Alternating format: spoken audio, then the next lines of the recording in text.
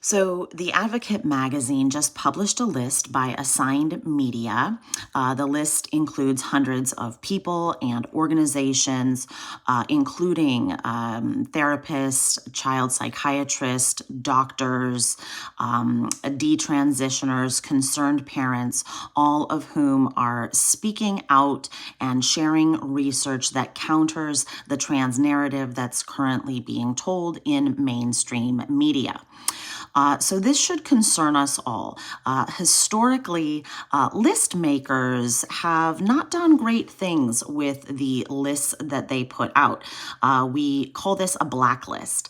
Blacklists are retaliatory in nature, and they are an attempt to regain control over the parts of the narrative that are effectively challenged by heretical truth tellers. Historically, keeping lists has been a tactic to target people and entities that are seen by the established power to be disruptive.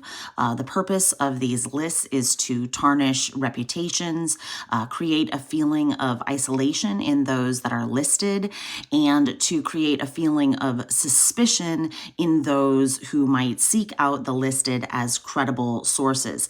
It's to prevent those who are targeted from being able to do their work effectively. And it's also one step in dehumanization, okay? And there are other tactics that are being used right now in order to dehumanize and isolate. There are many images being proliferated in the culture right now, both to incite violence, to normalize violence against women, and to dehumanize women. So we see around these images that are around us the use of the term TERF. This stands for, of course, trans exclusionary radical feminist. But the women that are specifically being targeted here don't even necessarily call themselves feminists. They don't know or read feminist texts.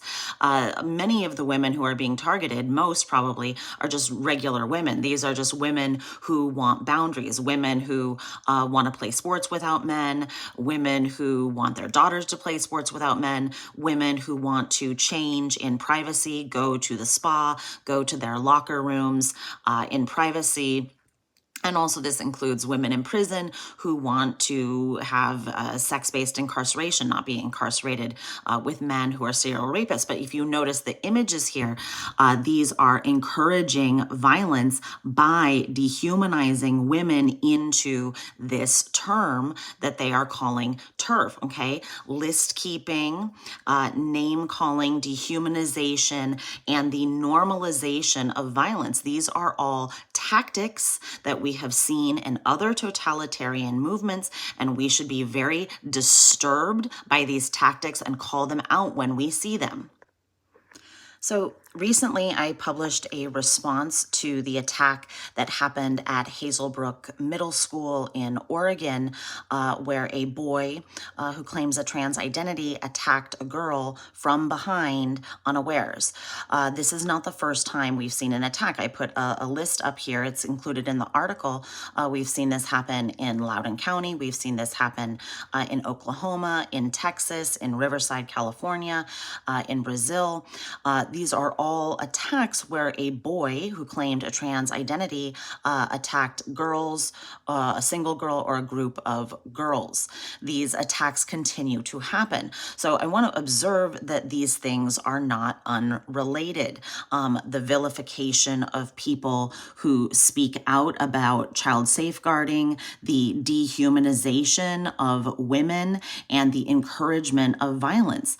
Of course, this is going to naturally trickle down to how children behave amongst one another. When this violence is normalized by adults, when the dehumanization is normalized by adults, one thing flows to the other. So I'm going to end it here, but these are things that we must all be very deeply concerned about and thinking about. I'm going to put in links to both of my Substacks. I put a Substack about the the Hazelbrook Middle School incident, and I also wrote a Substack called Blacklisted about this list that has been put out and what this means for all of us. We need to be recognizing these patterns. This is about pattern recognition. That's part of our instincts. That's part of our embodiment, and to recognize the patterns that we've seen before in history and how these patterns are repeating now.